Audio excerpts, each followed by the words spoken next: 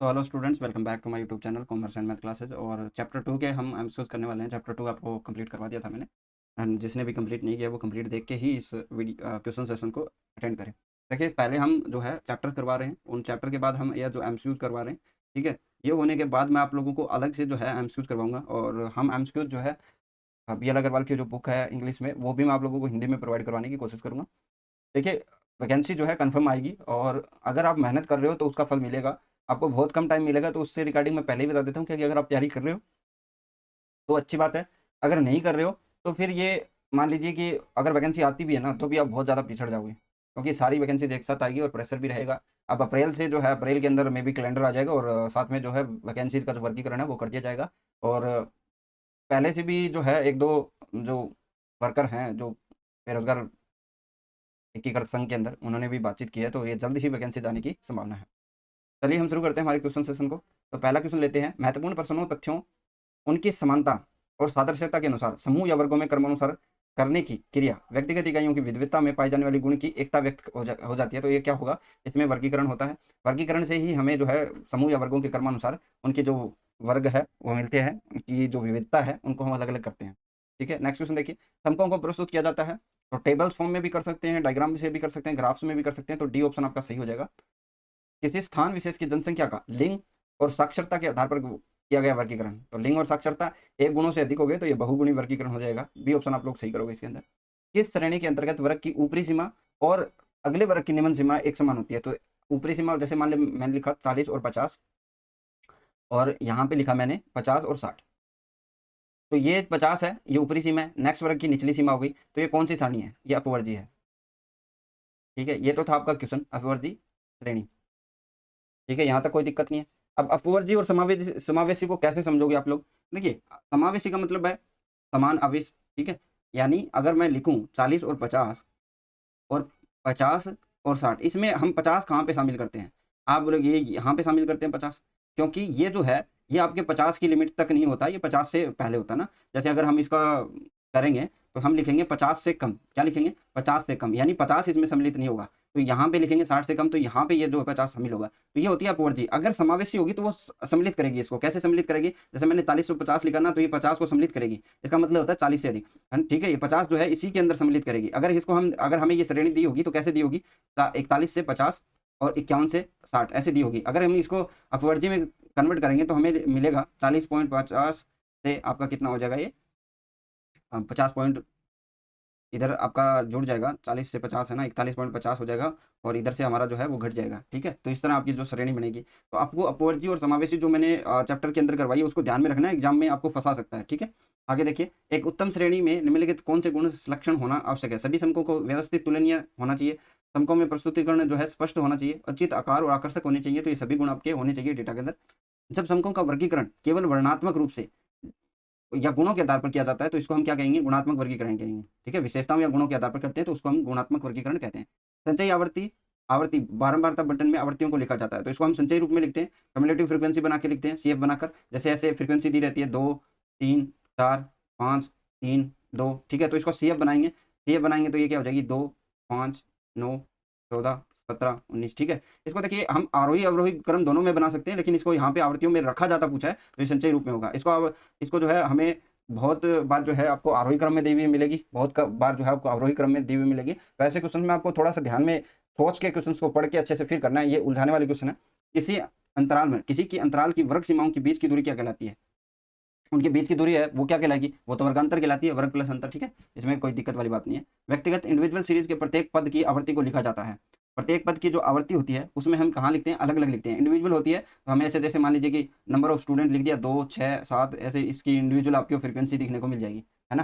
ठीक है, वर्गीकरण समकों को उनकी समान विशेषताओं के आधार पर क्रम समूह में क्रमबद्ध व विभिन्न परंतु संबंधित भागों में अलग अलग क्रिया, अलग अलग करने की क्रिया, यह परिभाषा किसने दी।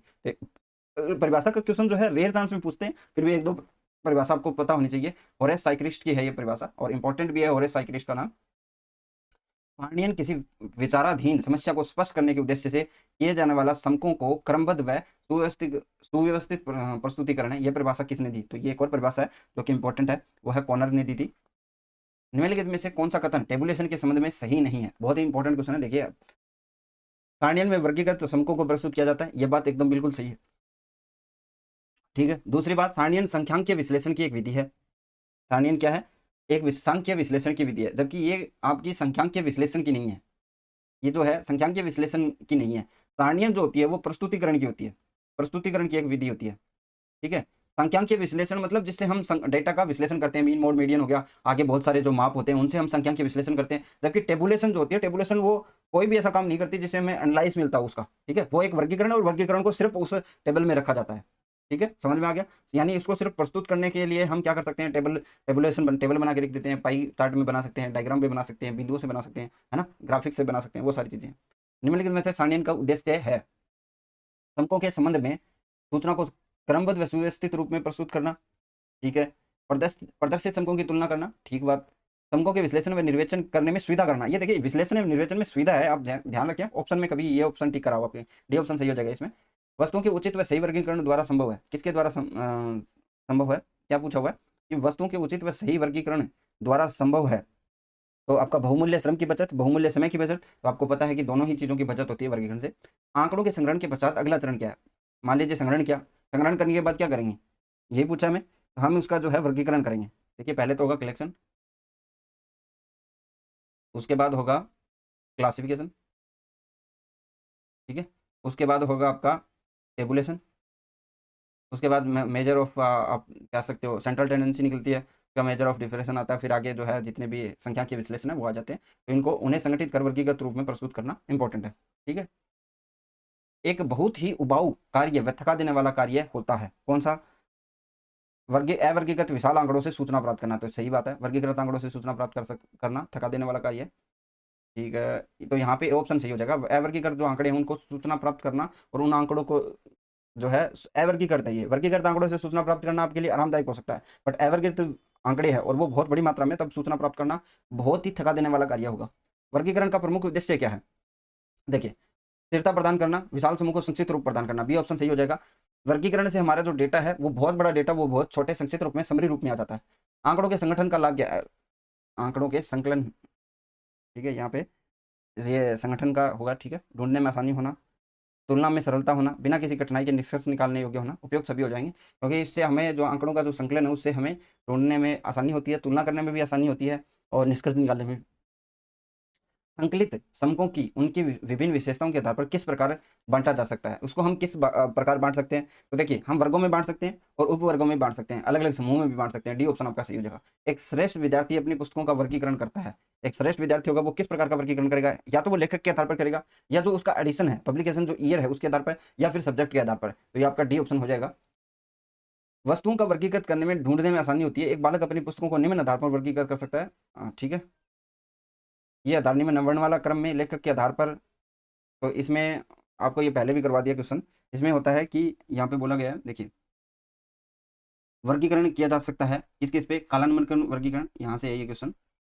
कालानुक्रम जो वर्गीकरण है, स्थानिक वर्गीकरण है, गुणात्मक मात्रात्मक वर्गीकरण है। तो इसमें से कौन सा वर्गीकरण कर सकते हैं हम? चारों वर्गीकरण हम कर सकते हैं।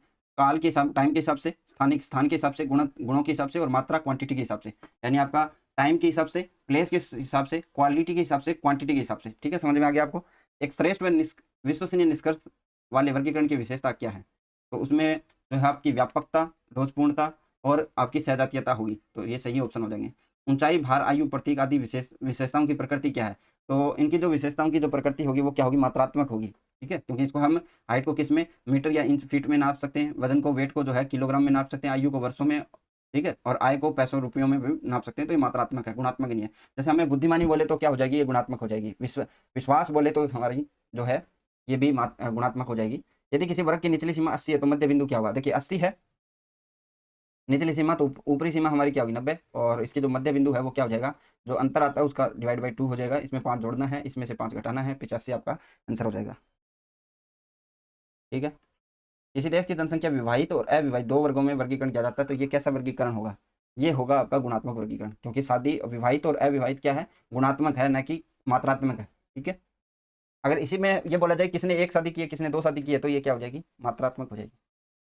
तो ये थे 25 क्वेश्चन, और इसमें से रेयरली कोई क्वेश्चन पूछता है गुणात्मक और इसमें टेबुलेशन में से। फिर भी हमारा जो क्वेश्चन है वो चलता रहेगा आगे। हम जो है चैप्टर 3 कंप्लीट करने के बाद जो है आपका और क्वेश्चंस करवाएंगे आपको। बाकी जो हमारा कोर्स है उसमें अच्छे तरीके से सारी चीज़ें चल रही है, और अगर आप ज्वाइन करना चाहते हो नीचे डिस्क्रिप्शन में आपको लिंक मिल जाएगी। आज के लिए बस इतना ही, थैंक यू।